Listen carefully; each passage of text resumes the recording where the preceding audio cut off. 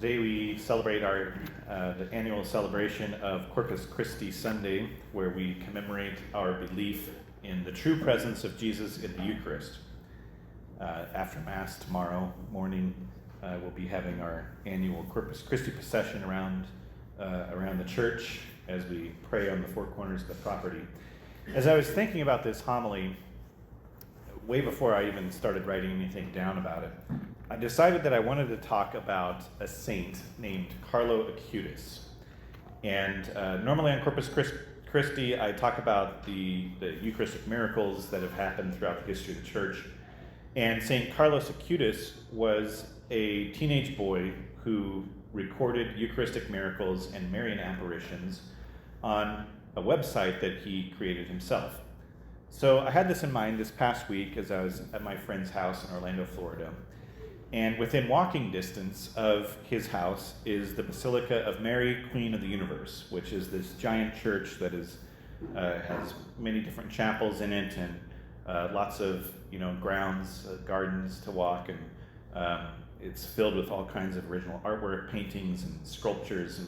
And a series of strange coincidences occurred at that church. So one afternoon I was walking through the church, looking at the paintings and the sculptures, and I came across one that I recognized because I see it every day.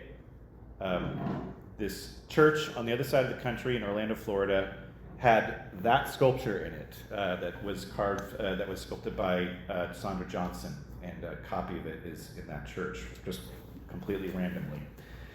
And then the other coincidence is that I saw a sign that said, St. Carlo Acutis exhibit in the parish administration building.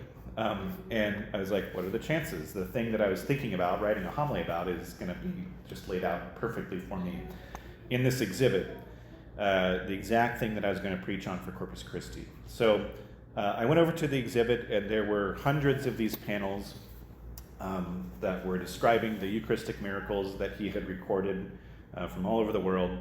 And what I noticed was that there were not only dozens and dozens of Eucharistic miracles, but there were also a good number of saints, probably 2 or 3 dozen saints, that were associated with Eucharistic miracles. And that's what I want to talk about today. We're not going to talk about all 3 dozen of them, but just a few of them. And we're going to start with St. Carlo Acutis himself. So Carlo Acutis was born in 1991. He's one of the newest saints in the church. He was just canonized by Pope Leo recently. And he was raised in Italy. He served as a CCD teacher in his parish, and he famously created a website that documented Eucharistic miracles and Marian apparitions. He died at the age of 15 from leukemia, and since his death, many miracles have been attributed to his intercession, including the 2 that were required for his canonization. When his cause for canonization was taken up, his body was disinterred. This is one of the things that you do when you're investigating whether or not somebody's a saint. And he was found to be completely incorrupt. This is when, for no scientifically explainable reasons, the body was perfectly preserved without sign of decay well after death. And you can do a Google search of St. Carlo Acutis, and you can see that his body is in fact perfectly preserved without a sign of decay. He's still wearing the Adidas track jacket that he was buried in. He even has color in his cheeks. He just looks like he's sleeping. Ever since his first communion, St. Carlo Acutis never missed a daily Mass and the opportunity to receive communion every single day. And he wrote this: "By standing before the sun, you get a tan, but by standing before the Eucharist, you become holy." So that's St. Carlo Acutis. The next Eucharistic saint from the exhibit was Blessed Juliana of Cornilione, who lived in the 1200s in Belgium.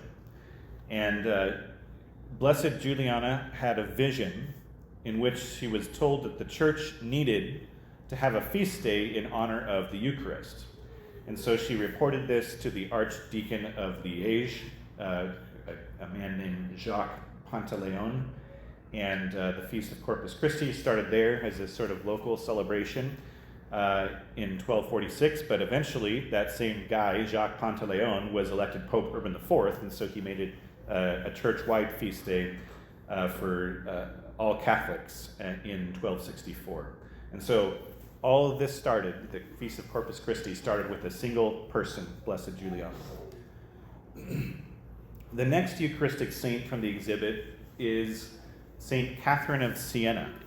And I could preach an entire homily on the life of St. Catherine of Siena. She was a remarkable woman. But I'm going to keep this just to the Eucharistic part. Jesus spoke to her regularly. And on one occasion, Jesus described the Eucharist in this way. Even if it would be possible to fragment the Eucharist into thousands of tiny particles, in each one of the tiny particles there is the presence of the whole God and the whole man. In the same way that a mirror would shatter into thousands of pieces, the sacred host will not shatter or divide the image of God and man that you see in the host. The image of God and man is in each fragmented part. If you had one candle and the whole world would light its candle from that single candle, the light of the candle would not diminish, and everybody would have a lighted candle. Everyone would receive exactly the amount of fire to light their candle. And I think that this is lovely. I think of this as Jesus giving us a new parable, just as the parables in the Gospels were about, simple, ordinary, everyday things like sheep and shepherds and vine and branches, and in this case, candles and flame undimmed. I like it. Jesus uses ordinary, relatable examples to explain extraordinary things like the Eucharist. And this thing that he's talking about, the dividing of the Eucharist, that it still remains whole even if you were dividing in thousands of pieces, is something that we just heard about in the sequence that we recited. If I can find it quickly, it's a long sequence, but thousands are as one receivers, one as thousands of believers, each of him who cannot waste.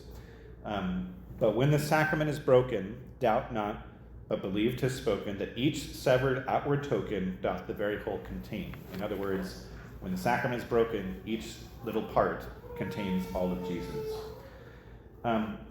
St. Catherine of Siena, who Jesus told this to, had many other extraordinary encounters with the Eucharist. She often saw that instead of the host, the priest would be holding up, during the Mass, he'd be holding up the child Jesus. The host would appear as baby Jesus. Sometimes she would see, instead of the host, the priest holding up a burning flame, a burning ember. On one occasion, St. Catherine was unable to attend Mass because she was too ill. She was told to stay home, but she desired to receive communion, and so an angel brought communion to her. And in fact, in the biography on St. Catherine that was written by her spiritual director, the priest was surprised to see that one of the hosts was missing from his paten. So the host was transported by an angel. And in fact, for the last 10 years of her life, and we're going to see this in some of the other saints I'm going to talk about, St. Catherine of Siena lived on nothing but water and the Eucharist for 10 years. Of course, she died at the age of 33, so maybe it's not the healthiest thing to do. But the next saint from the exhibit was one that I had never heard of, and this is Blessed Mary of the Passion. Blessed Mary of the Passion lived in Italy from 1866 to 1912, so a fairly modern saint. Although she desired to be a nun from the age of 5, she was originally betrothed by her father in an arranged marriage. However, on the day of the wedding, her suitor fell ill, and even though she didn't want to marry him, she cared for him at his bedside and taught him catechism. And after 8 months, her fiancé died, and she joined the convent right away. One day, the priest was distributing communion in the convent chapel, and it's reported that a host left the priest's hand and flew into Blessed Mary's mouth. Another transported host, maybe it was an angel again doing that. She spent many hours in adoration before the tabernacle. She received a vision where Jesus mystically replaced her heart with his sacred heart, which sounds kind of strange, but it's actually something that's reported with these really mystic saints, where it's sort of a divine heart transplant. And the whole idea of becoming Christian is to become more and more like Christ. And this is really, really emphasized when he gives you his entire heart. Blessed Mary also received the stigmata, which was the marks of Jesus' passion on her own body. And like St. Catherine of Siena, for the last 15 years of her life, she too rarely received anything except the Eucharist in terms of food. She said, "I received such fullness from the Lord when I received the Blessed Sacrament that in no way can I feel a desire for any food." And like I said, this is a fairly modern saint. She died in the 20th century. So this isn't, some just legend that was passed down. It's something that's actually been recorded historically.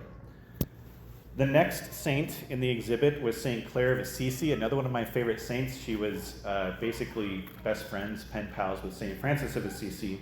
And there's a lot that I could say about her, but and there's a lot of actually Eucharistic miracles that are associated with St. Clare, but the most famous one took place during a siege on her hometown of Assisi in Italy, where Emperor Frederick of Sweden had invaded and overtook the Church of San Damiano, which, if you're familiar, this is the church that was built by hand by St. Francis of Assisi, and he built a monastery attached to it with monks and nuns living in. And she went up to the enemy with a silver and ivory tabernacle containing the Eucharist, and she prayed, "I pray you, Lord, protect these sisters whom I cannot now save by myself." And a voice came from the tabernacle, "I will always protect you." And the invading forces saw the courage and the bravery of the sisters, that they retreated over the walls that they had just scaled, and they ran away.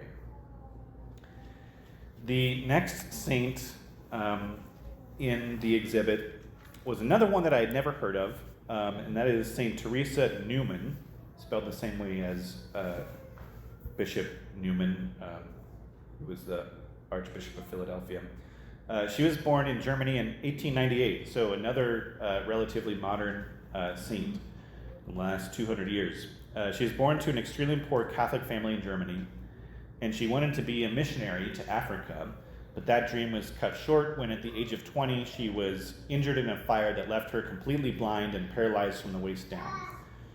And she passed her days in prayer, but one day, in the presence of her priest, she received a vision of bright light and a sweet voice asking if she desired to be healed.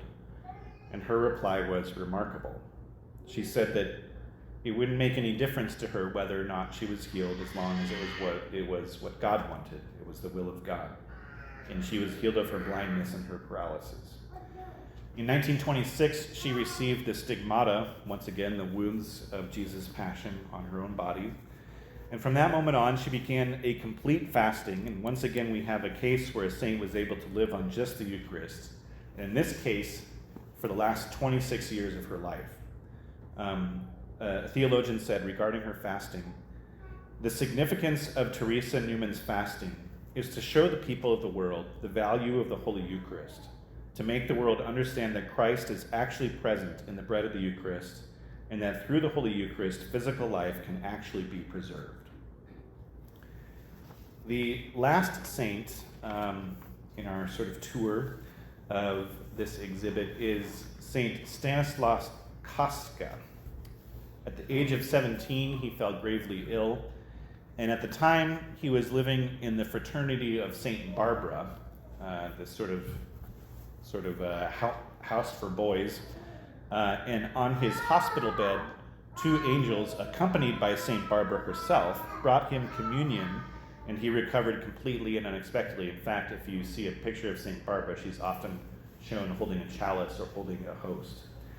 And this miracle led him to walk on foot from Poland to St. Peter Canisius, who is the head of the Jesuit order in Germany, and there he personally requested to join the Jesuits at such a young age of 17, which was unheard of.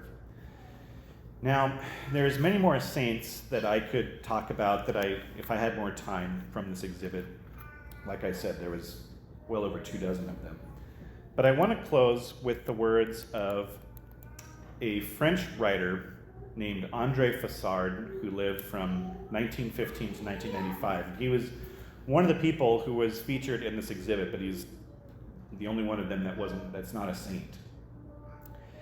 And André was a sworn atheist, but on a certain day, he entered a chapel in the Latin Quarter of Paris.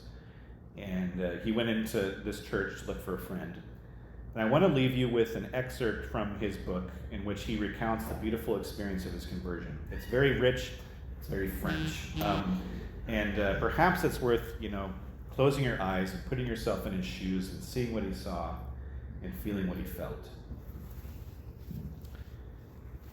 Having entered as a skeptic and an atheist, and evermore skeptical and atheistic, indifferent and preoccupied with so many things than a God to whom I had never seen, never even given a thought, even to deny him. I was standing by the door looking around with my eyes for my friend, but I did not succeed in finding him.